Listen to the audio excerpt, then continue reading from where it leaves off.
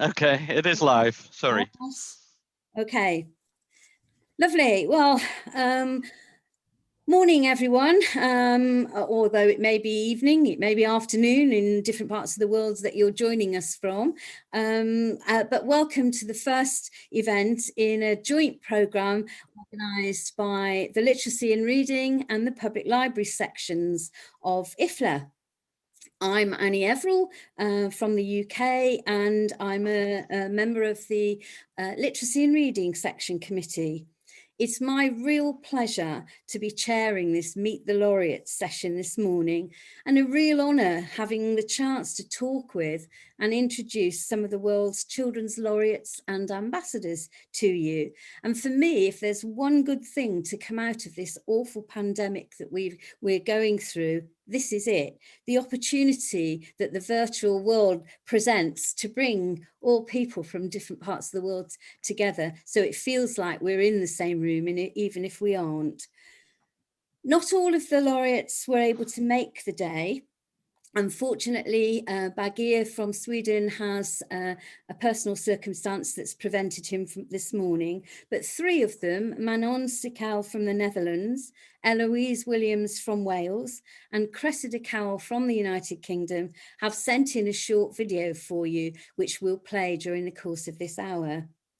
How the event is going to work: I have some questions to ask the laureates who are here, so we will have a chat about these, and then, as I say, at 3 points during the event, we'll show the videos of the three laureates who can't be with us.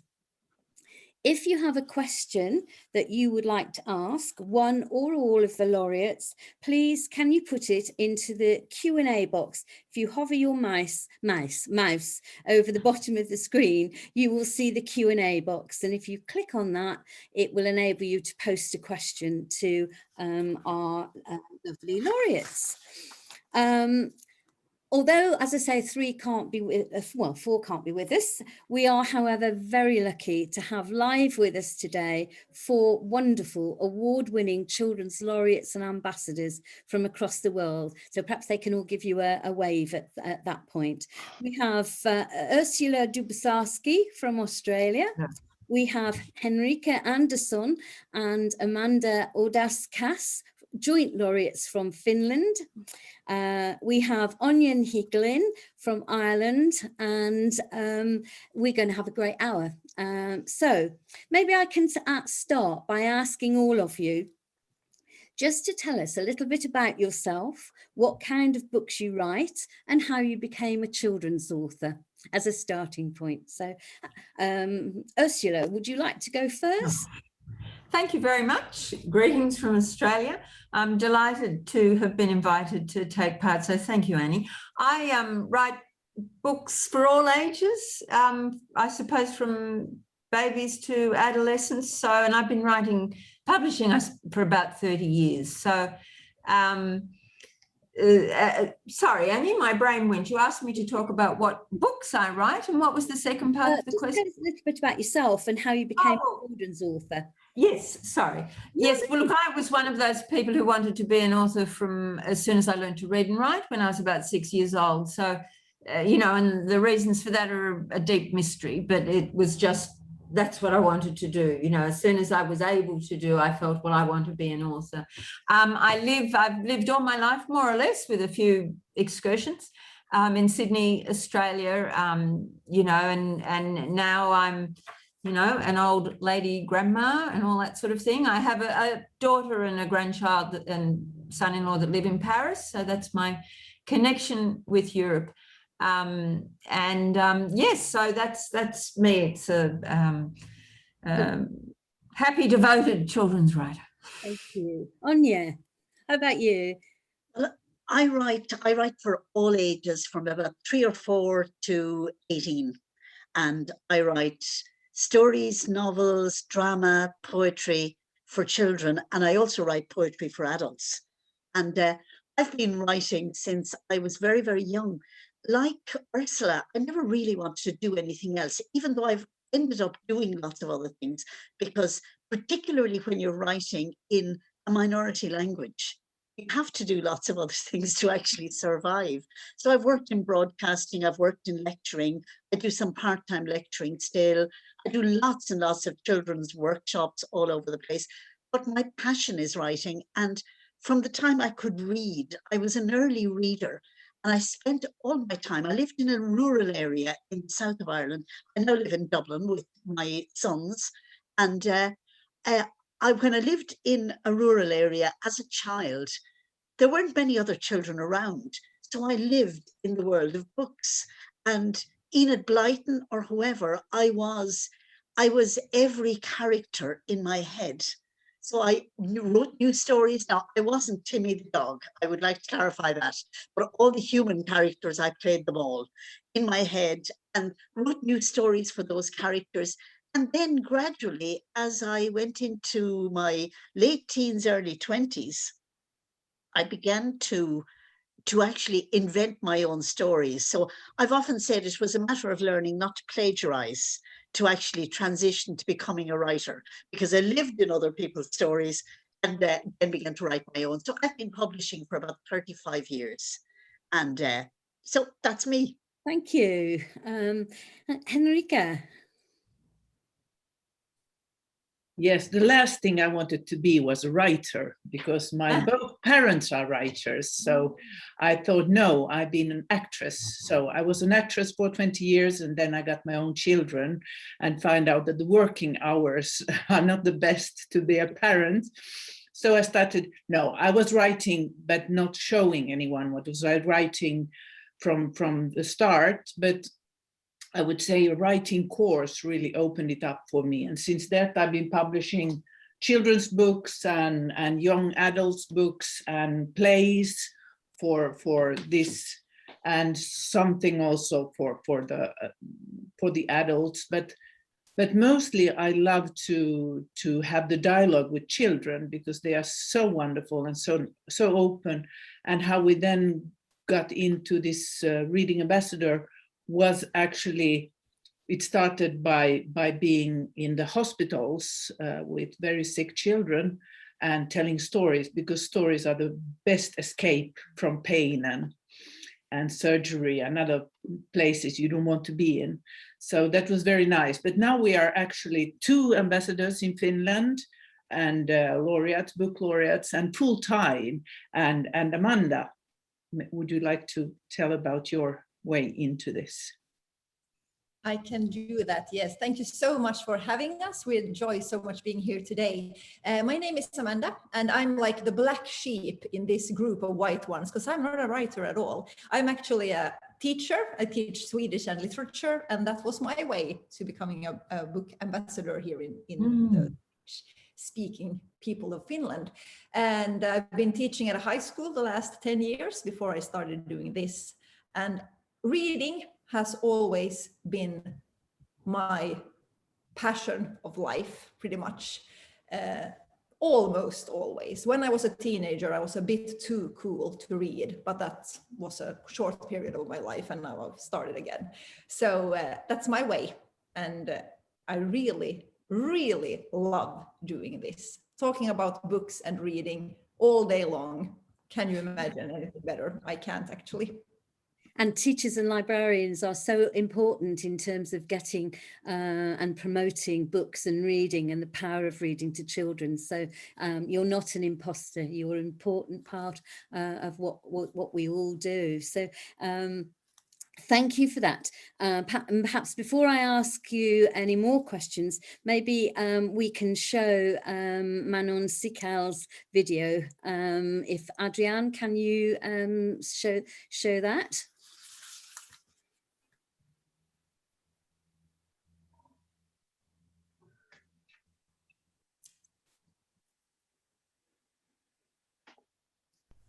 Hello, my name is Manon Sikkel. I'm the Dutch Children's Books Laureate, or as we call it in the Netherlands, Kinderboeken Ambassador for Children's Books. My focus in the last 2 years has been diversity. I wanted to make children's books more diverse. I wanted to inspire illustrators and publishers and fellow writers to make books more diverse in color, in background, in age, and all kinds of things that are, like in the Netherlands, many characters in children's books have very old-fashioned Dutch names. And if a child has a foreign name, they are usually like the same Ali and Fatima names. So I wanted to change that, and I think that has made quite an impact. I was not the only one, of course. I think the time was ripe to do this, to fight for more diversity in children's books, and I think that has been quite successful in the last 2 years.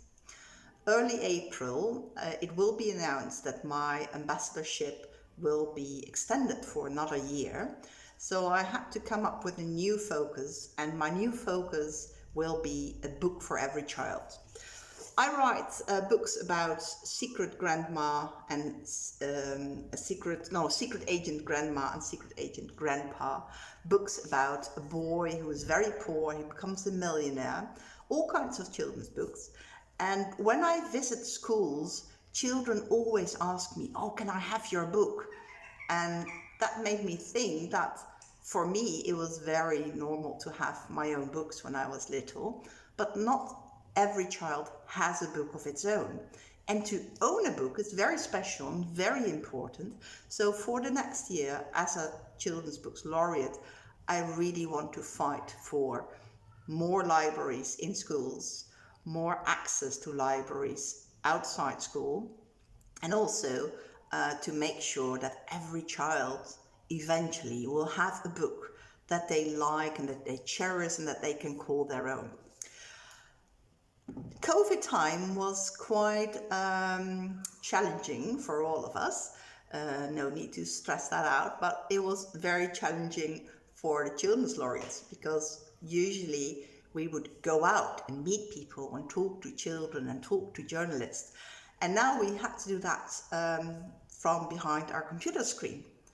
But the good thing was that because we were all in lockdown, the Children's Laureates all over the world, from Ireland, America, Sweden, Australia, we all got together and we talked and we inspired each other and we exchanged ideas. And I really liked that. And one of the ideas I got while we were in lockdown was this Italian hashtag called Io leggo a casa, I read at home, and I translated that into Dutch and posted it on social media, and within half a day or a day it became trending. Then I realized that my influence as one person only goes that far, and if you really want to change things, you have to work together. So I got in contact with the people behind the Laureate, the Laureateship, and told them that this hashtag that I introduced was already trending. They picked it up really quickly. They got together with advertisement agencies. They made billboards all over the Netherlands. They had advertisements in the newspapers, and they really made a big thing out of show the world what you are reading. It wasn't only for children, it got picked up by like adult books as well, and it was very successful, and bookshops were very happy with it. We all had lots of time to read, and people, you know, they couldn't talk to other people about the traveling they did or the restaurants they had visited, but they could talk to each other about the books they read. And I think, and I didn't realize that before this COVID time, is if you really want children to start reading more, there's only one very good example for them, and that is to see grown-ups read, to see your parents read, to see everyone around you read, to talk to other people about reading. And this I Read at Home hashtag really promoted this talking about books, which I think is very important.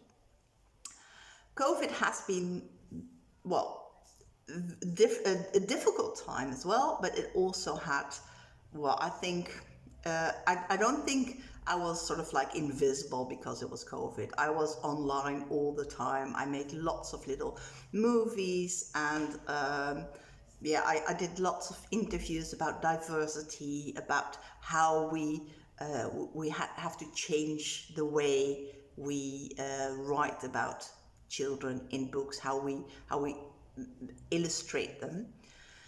So for the next year, it's going to be, yeah, I hope it's going to be a completely different year with a different focus, and hopefully this lockdown will end soon. And I really hope to see you all someday in real life, but I'm sure that will happen.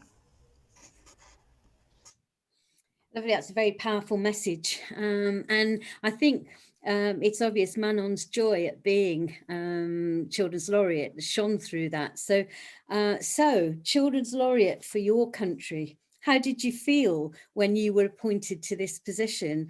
And can you tell us if you have a theme for your laureateship and what it is? So shall we start this time with Henrika?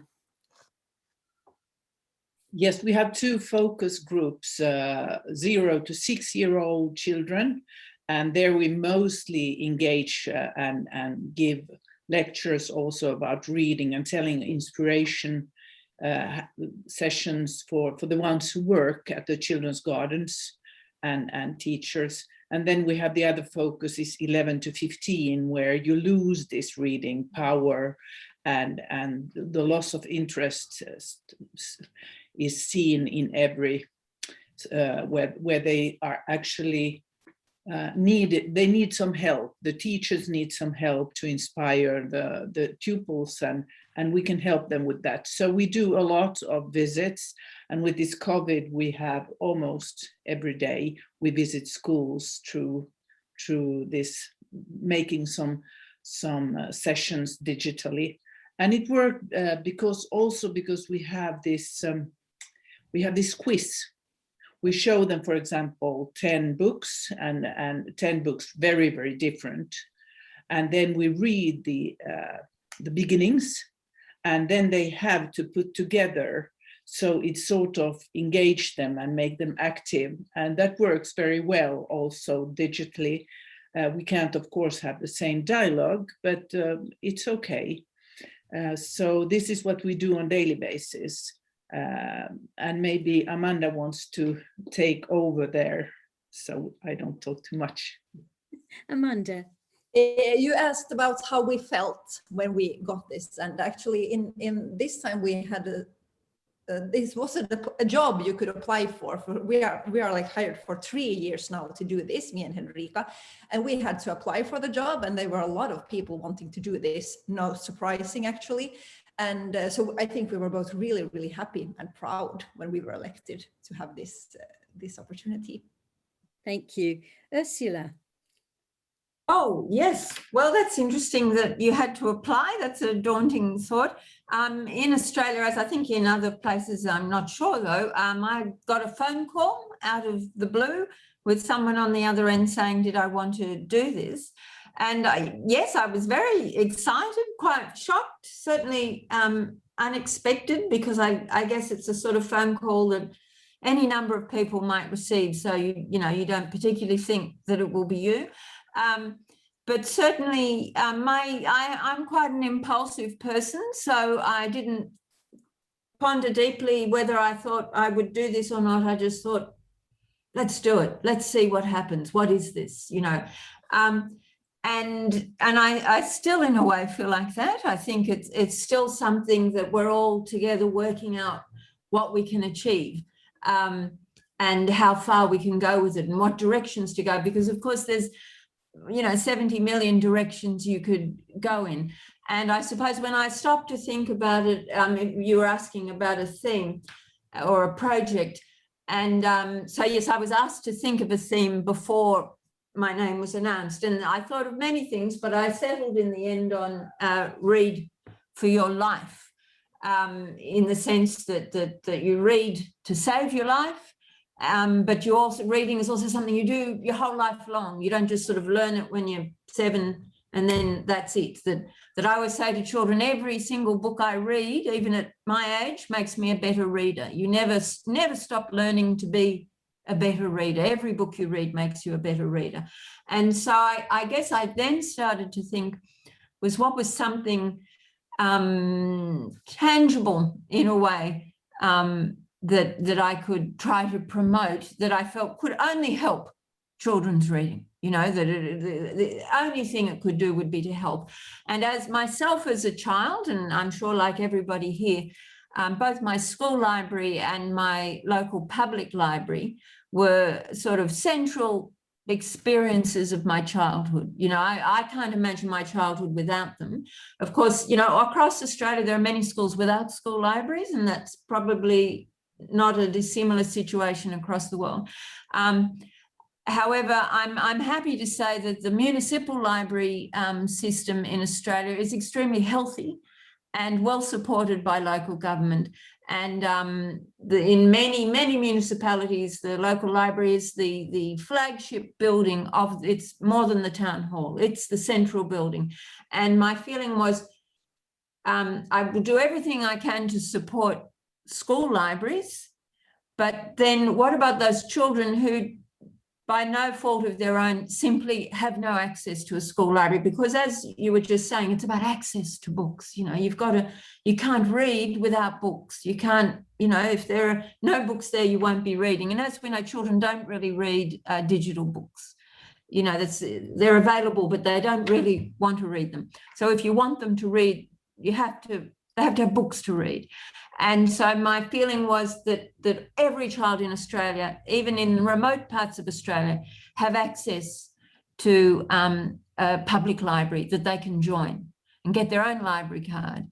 And if they can regularly go to the library, even those children who don't like to read, eventually they will find something through trial and error and experimentation and the freedom of the fact you don't have to pay for it. You can make mistakes when you're picking books, which is just as important as picking good books, you know, picking books you don't like. So our sort of theme was join the library. We've got a magpie that shouts out, join the library. And we've got a Laureate library card that we've made available to for free, obviously, to any librarian or library that wants to use it to try and encourage children to join the library, because often children might be on their parents' card, but I guess, you know, if you want to have a child attach themselves to the idea of themselves as a reader, then they need to sort of own their own reading. And I guess my feeling was as many children as you can get to kind of even, you know, even the thought of a library card, even if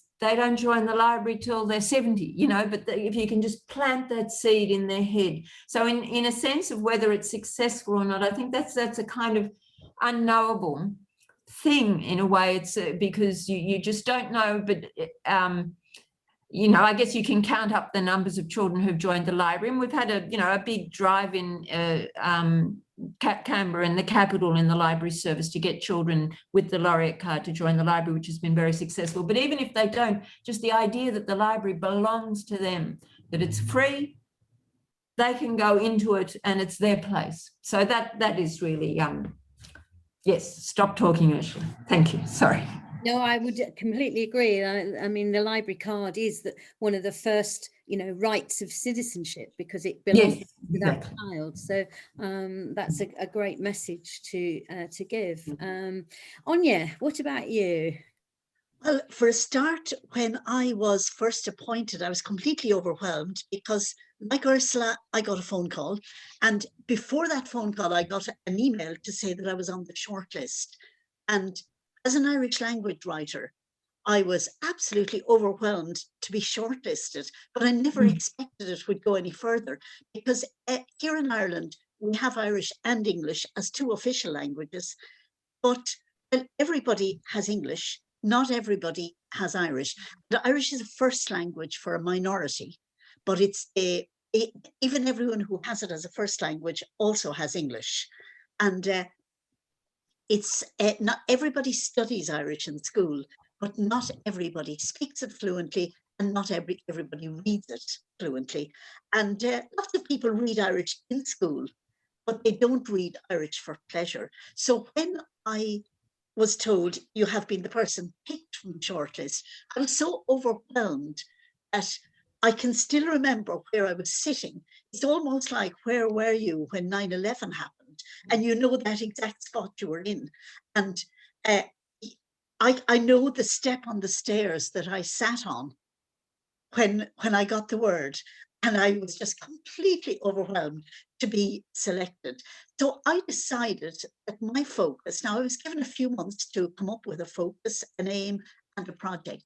And I decided that my focus would be, as an Irish language writer, to lift the invisibility cloak of Irish language literature for young readers, and to try to get young people reading in Irish for pleasure.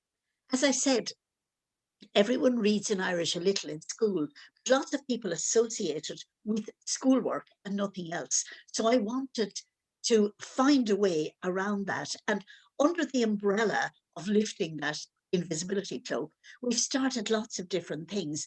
My big project started out as very similar to what some people are saying already. I wanted children to have access to books. They won't read a book unless it's there. When I was a child, there was a big English language library in our school, but there was also a small Irish language library. So I wanted to get a starter Irish language library into every school in Ireland. And talks are going on at the moment for funding, but I want to give a starter library box. We're calling it An Buska Laureate, which is the library box. And I want that to go into every school. Now, this is going to be a huge project. But as well as that, then, a project that emerged under the umbrella of lifting the invisibility cloak, a project that emerged has been a campaign of Give Leabhar Gaeilge, give an Irish language book. And it's a campaign where we're asking adults to gift an Irish language book to a child. And we've put together recommended reading lists.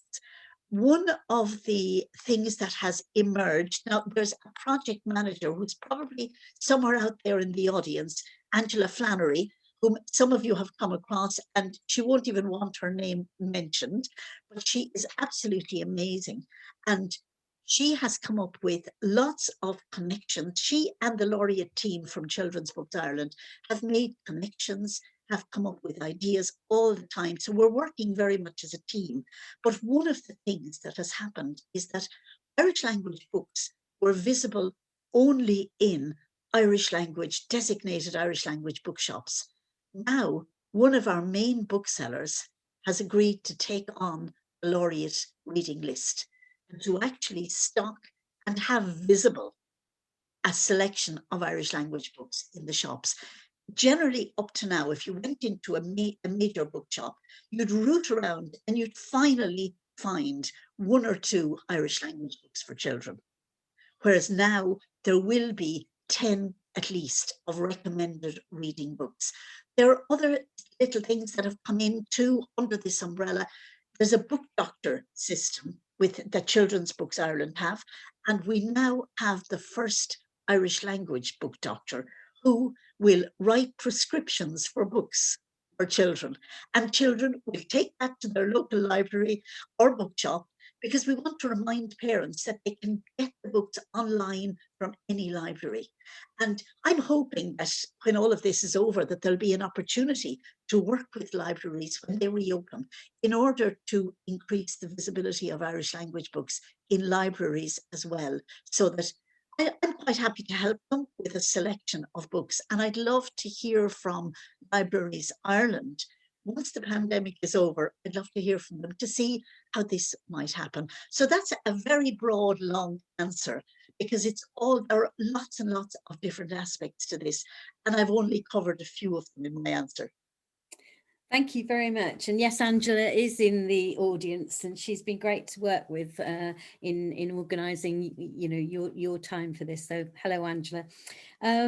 So when it comes to the end of your laureateship, what's the one thing that you hope you will have achieved that will sum up your laureateship? And maybe can I start with you, Ursula? Unmuting. Oh, sorry, I just turned on the heater. I'm freezing here. I'll turn it off. Look, you know, that's as daunting a question as what I hoped to achieve, you know, when I was asked a year ago. I guess I look at whatever I can achieve as something very incremental, you know, both building on, there've been 6 laureates in Australia so far, building on what they have done, and also I hope kind of, you know, forging a kind of chain for the next laureate to grab onto.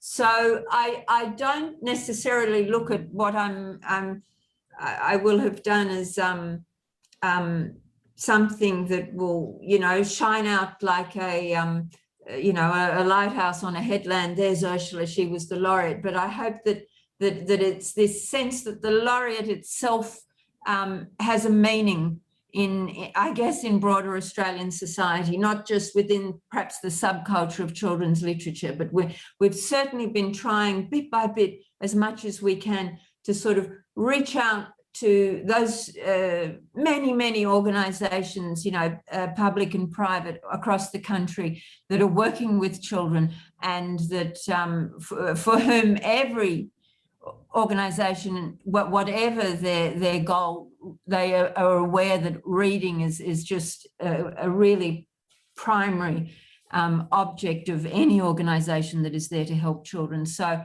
I suppose that's how I would look at it. I mean, obviously with my particular project, you know, I am hoping that, statistically speaking, a lot more children will be members of the library than were when I began, and I'm hoping that. But as I said before, it is perhaps a stronger wish that I've just increased that awareness, that I've built on what's come before, and that there's something for the next person to grab in their hand to continue. Because I think it's clearly, and I'm sure all the laureates and ambassadors agree, it's a very long-term, complex, extraordinary kind of project that we can never give up on, you know. So in a sense, that almost it's not quite a task of fairy tale proportions, but it almost is. It's such a big, important, vast project that to make reading central to the lives of the next generation and the generation after that. So that is, I guess, my answer, that I hope I have been able to add to that, not to make it less effective, but to add to the effectiveness of that message. Thank you, Ursula. How about you, Amanda? Yes, I do think and hope that our project is helping to lift the question of reading to a discussion in the society as a whole. The fact that media is talking about reading, and every single adult is like taking the responsibility of being a reading role model.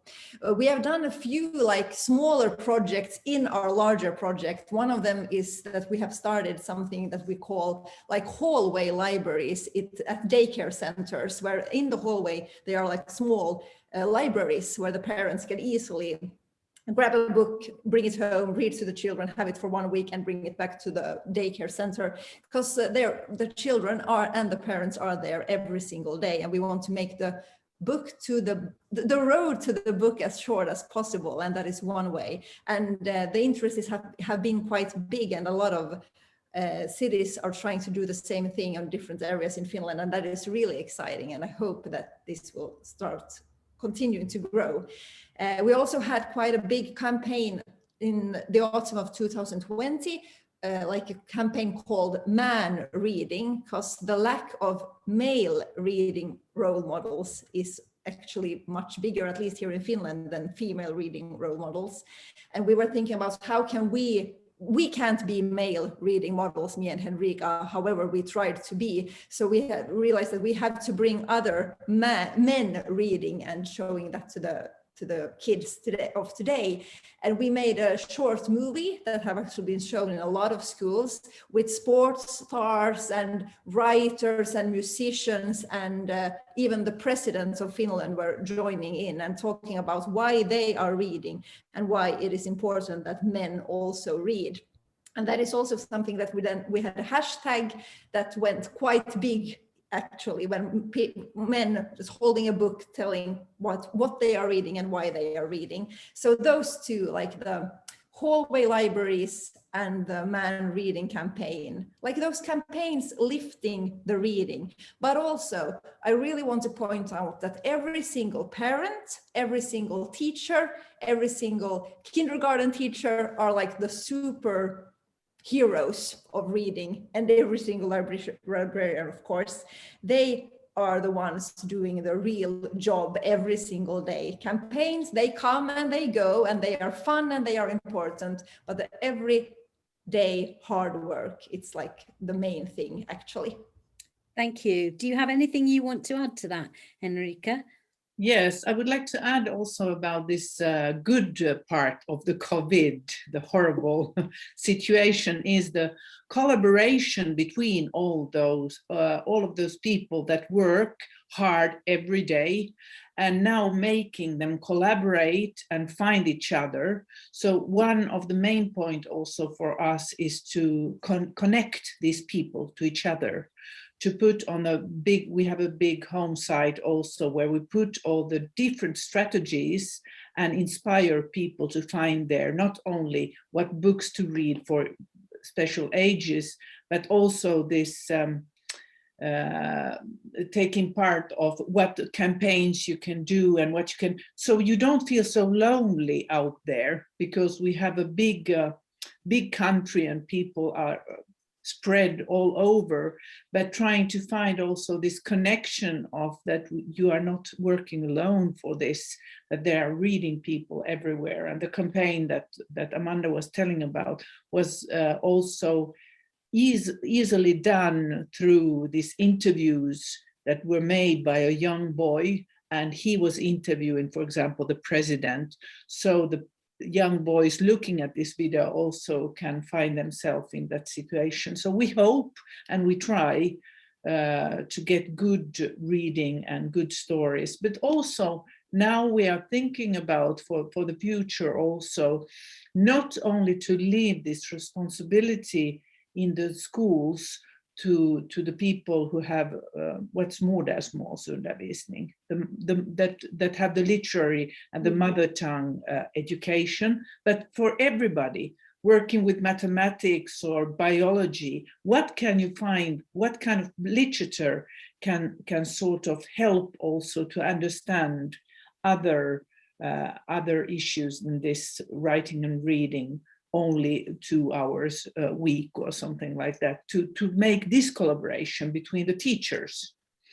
And this is one of the future plans that we have for the last year also, to find issues and maybe also connect with playing, how do you make digital interesting books by having this, that you can, everybody is working with solving the problems, to be more active, because the children and the young people want to be active today. Okay, thank you. Anya, is there anything you'd like to say?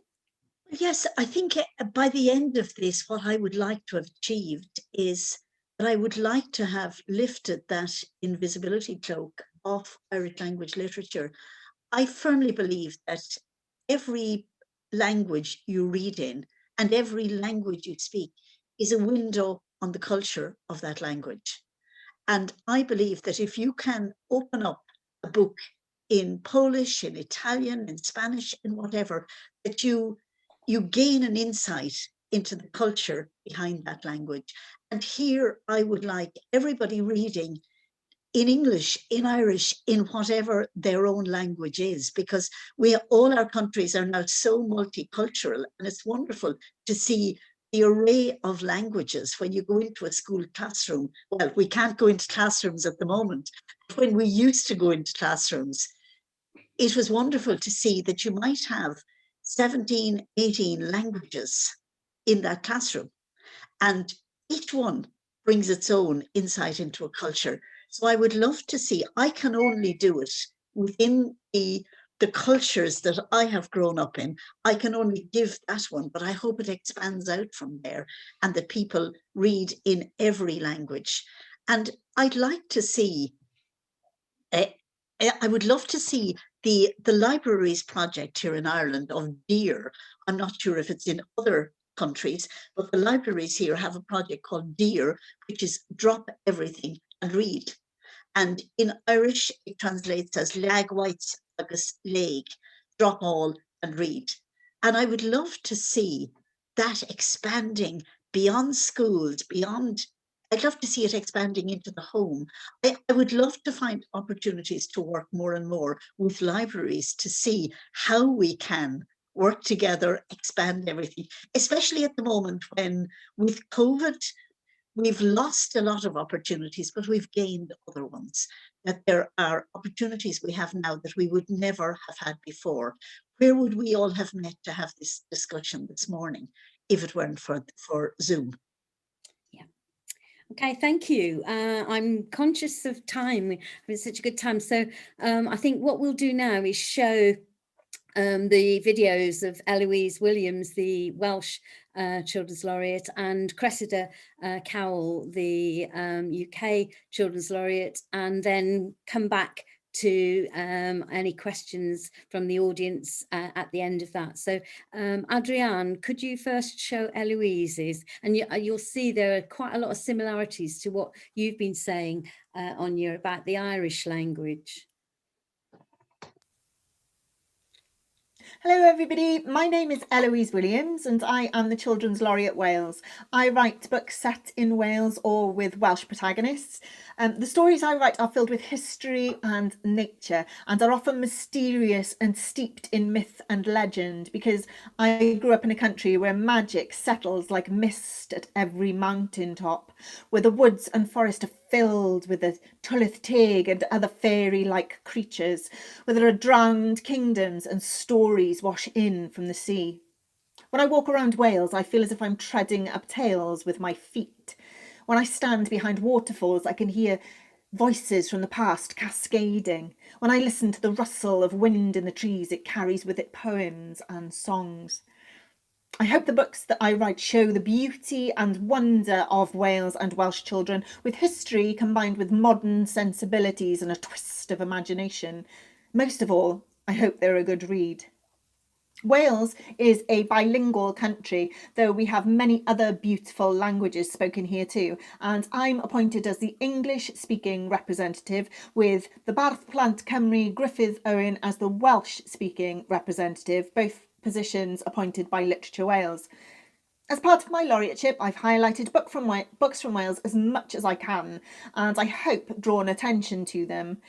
I've had it said to me that stories from Wales aren't relevant to the rest of the world, that they don't have international appeal, and we're often regionalised, marginalised, and asked if we're a part of England. Writers from Wales often get overlooked, and so I want to highlight their stories. We're a storytelling people. Nothing unusual in that because all people are born to tell stories, but we do have some of the oldest written down tales in Europe, and we are born with poetry in our souls. Ask a Welsh person for directions and they will tell you it in 3 different ways before they let you depart, using the landscape as a guide and repetition as a tool to keep you there. I want to create a better landscape for upcoming young writers, a more confident landscape. We have a rich history, an interesting cultural background, a thriving writing community, and I want to help that grow. I think that having a Children's Laureate appointed in Wales for the first time shows recognition of the importance of children's literature in Wales. It highlights the need to support literacy, reading for pleasure, a love of books, creativity and imagination at an early stage. In a world where there are so many challenges, it highlights the importance of developing independent thinkers as opposed to fact learners. Though facts are important too, it's not what you know, it's how you think about what you know. I want to break down barriers between authors and children. There are so many fantastic authors doing this across Wales and beyond. I want to give schools the opportunity to connect with authors, to see that authors are approachable, real people, that writing is an achievable, real job. These are all part of my laureateship years, but I use the present tense because they're also part of my life. And I hope that the work I've done and will continue to do will send out ripples. There's no magic secret to being an author. It's hard work, creativity, imagination. There's no elusive, elite, special something. It's wanting to tell a story. It's having something to say and saying it in your own way. I think that's really important to get across. As a sufferer of imposter syndrome myself, that means feeling as if I don't deserve to be part of the literary world, I want to help young people to feel they are an integral part of that world. That no matter what their beginning is, they deserve the right to tell their stories.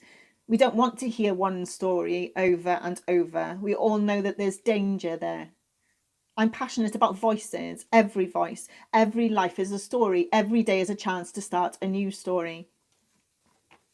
When young people ask me where I get my ideas from, I say everywhere. I don't have to be in a Zen-like state. I can be drinking a cup of coffee in my kitchen and something will appear. I can be taking the dog for a walk and listening to his valiant battle cry against squirrels. I can be shopping. I can be trying to get to sleep. In fact, annoyingly, that's when I get most of my ideas. I think that young people perceiving themselves as being different to the author, capital A, is a huge barrier, and I want to help bring that down. Being different is good. I have a working class background. My mum walked a mile to work in shoes with holes in them, and my dad sold pots and pans. While they were working, I was in Narnia battling witches. I don't say this for sympathy or in the hope of getting a medal. I say it because if I did it, I really believe that anyone can do it. Honest words for me are the most powerful in bringing down walls.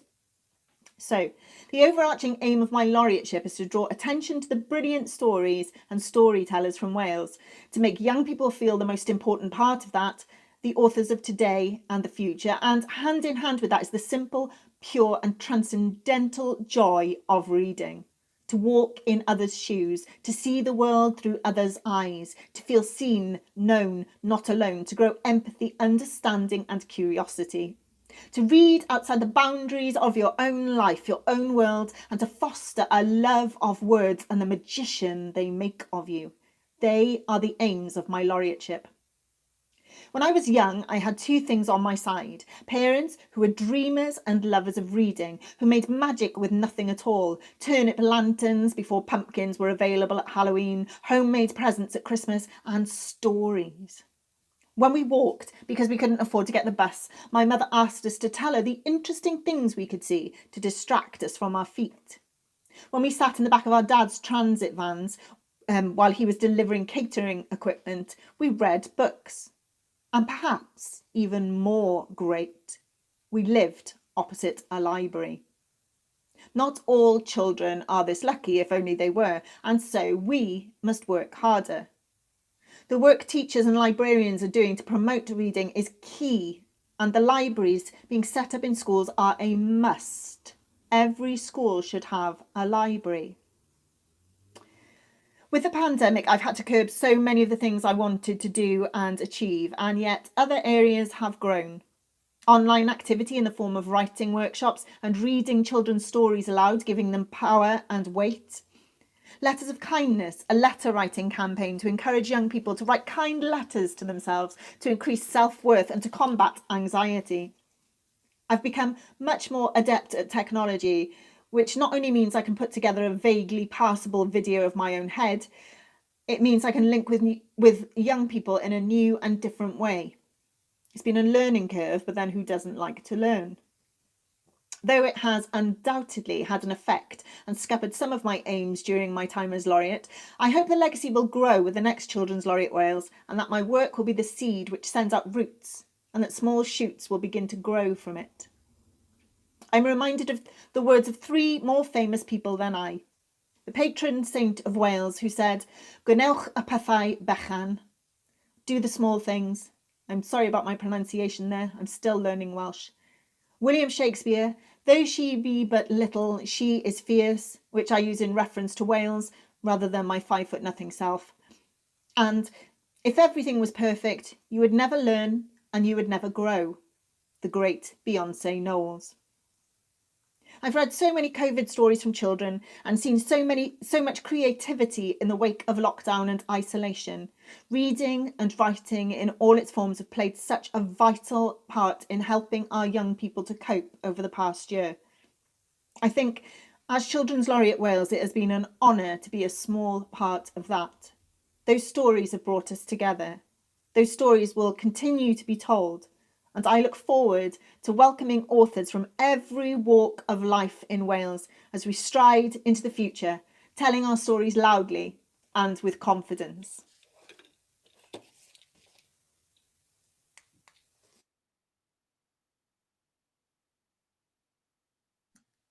Let's go straight into Cressida's. Hello, my name is Cressida Cowell and I am the UK Waterstones Children's Laureate. I was appointed in 2019 and my term ends in 2022. I'm both an illustrator and an author. I'm probably best known as the creator of the How to Train Your Dragon series, which was made into movies, but wonderful animated movies and TV by DreamWorks. But my most recent series for the same age group is The Wizards of Once, which I both wrote and illustrated, as I did with the How to Train Your Dragon books. But I also write the Emily Brown picture books, which are illustrated by a wonderful illustrator called Neil Layton. I write for all age groups. One of the main reasons I became a children's author and illustrator over 20 years ago now was that I wanted the children of today to read with the same excitement and joy that I read when I was a kid. Not just read because they have to for school, but because it gives them joy, because it makes them feel like they could be magic or they're transported to a different magical world. Authors were my heroes when I was a child. And from a longer term point of view, we know from decades of research that reading for the joy of it makes an absolutely crucial impact on a child's academic progress and their later life chances, no matter what background they come from. And I find that a very joyful statistic that can be true. Reading for the joy of it has the big impact. When I became Children's Laureate, I knew I wanted my message to be one which emphasised this far-reaching impact and showed the practical measures needed to encourage all children, not just some children, all children, to read for the joy of it. So I began with the phrase, reading is magic and magic is for everyone. Because reading really is magic. It gives you magical powers, empathy, intelligence and creativity, and these are really cool magical powers. We know, as I've just said, the boost that gives every child. So next I wrote a children's reading charter which stated that every child, it had 10 points on it, every child had the right to 1, read for the joy of it, 2, access new books in schools, libraries and bookshops, 3, have advice from a trained librarian or bookseller, 4, own their own book, 5, see themselves reflected in a book, that was an important one, 6, be read aloud to, 7, have some choice in what they read, 8, be creative for at least 15 minutes a week, 9, see an author event at least once, and 10, have a planet to read on. This seems like a big to-do list, but I wanted to demonstrate that getting the children of today to read for the joy of it is not as simple as just giving a child a book. There's a phrase that I'm adapting, which is, it takes a village to raise a reader. It can be complicated and a long-term endeavour and involve so many enthusiastic and committed librarians, teachers, carers, parents, as well as authors, illustrators, booksellers, publishers. The last year has changed my Children's Laureate programme, as I'm sure it has for every other laureate. Book Trust and I have worked hard to support families and teachers with homeschooling and morale boosting at a really challenging time. And I'm proud that we produced a digital summer camp with so many of my fellow authors and illustrators taking part. And we hosted a Pass the Pen project, which was amplifying the voices of authors and illustrators of colour by doing Instagram takeovers, which was fantastic and really exciting to see that happening. I also see my role as being really connected with other literacy organisation work as well, such as World Book Day, the National Literacy Trust and Read for Good. And I have a focus on school libraries as a key area that can make a difference. In a normal year, I see thousands of children a year at events in schools, and I know firsthand the impact a well-resourced school library can make. We've had to delay some announcement plans here, but we've been working very hard behind the scenes. So watch this space. The pressures of the pandemic have only made school libraries more vital. Nobody has been able to answer me the question, if a child does not have access to books at home and doesn't go to the public library and isn't a library in their primary school, how on earth can they become a reader for the joy of it? It's an impossibility, however magic you are. So that's something, particularly here in the UK, we really need to be addressing that, the primary school libraries, making sure that every school has a library.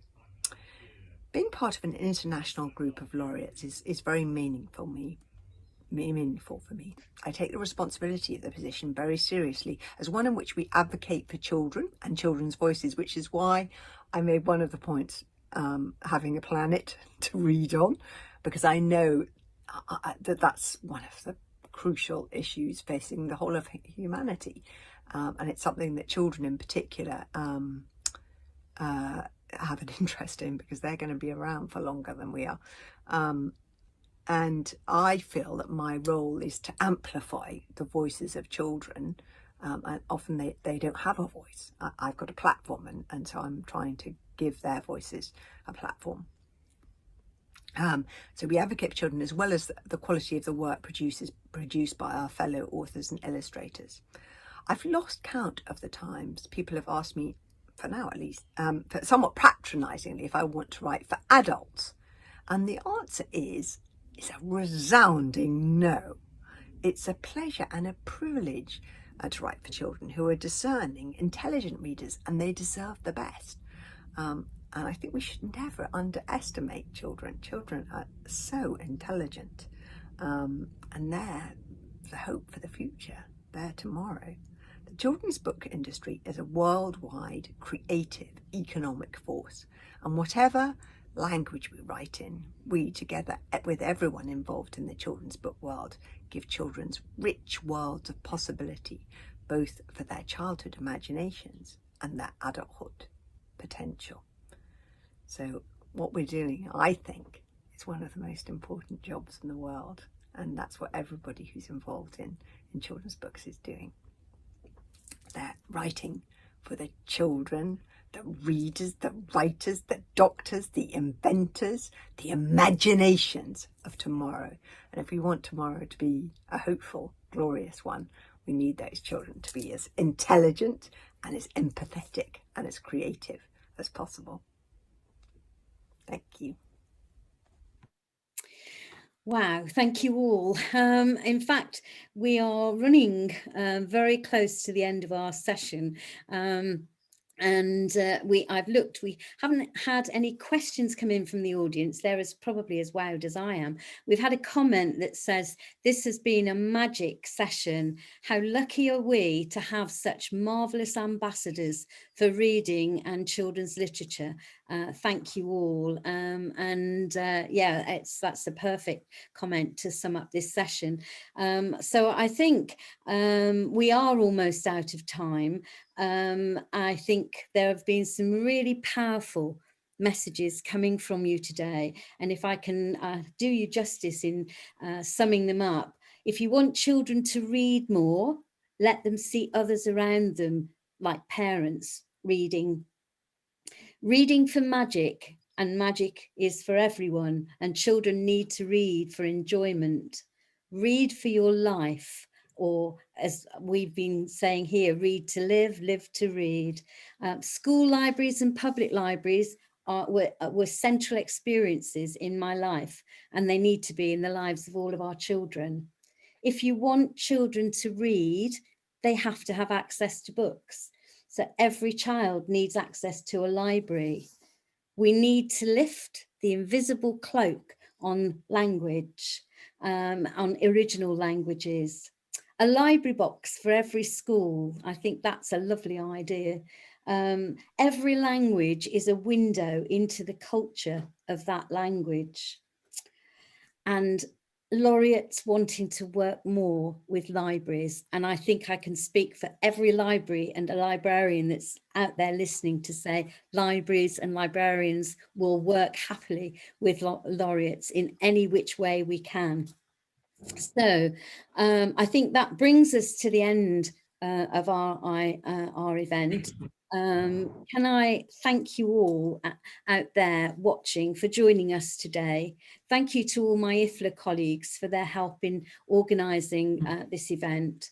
It really has been a joy to speak to you all and just to chat.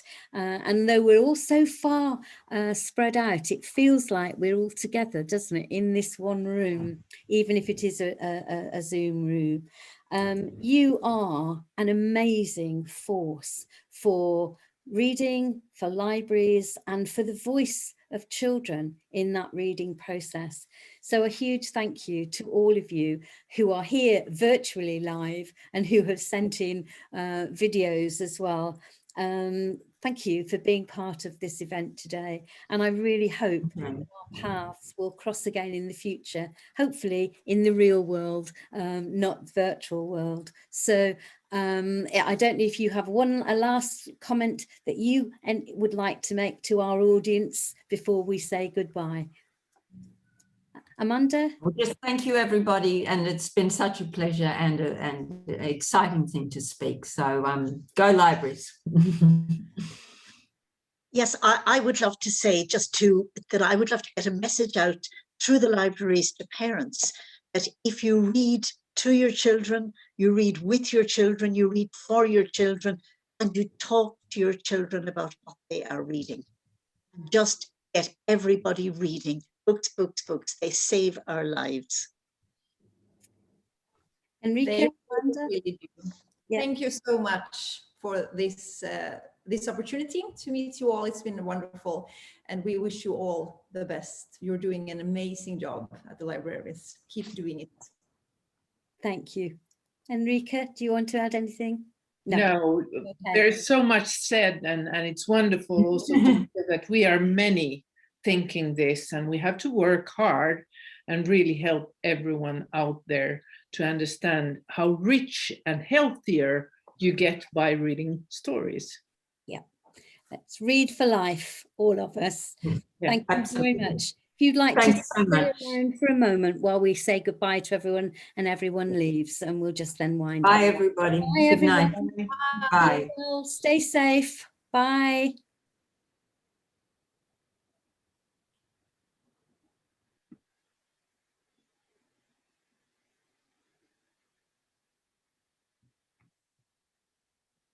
Just waiting for people to leave us.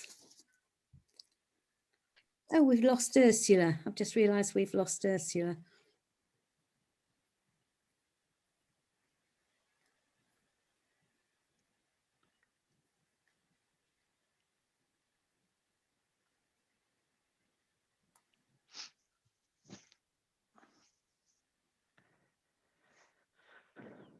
We've just got about 10 people left.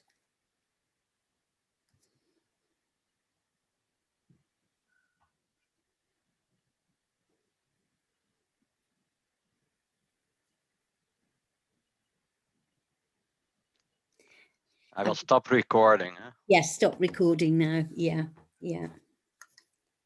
Yeah, we're just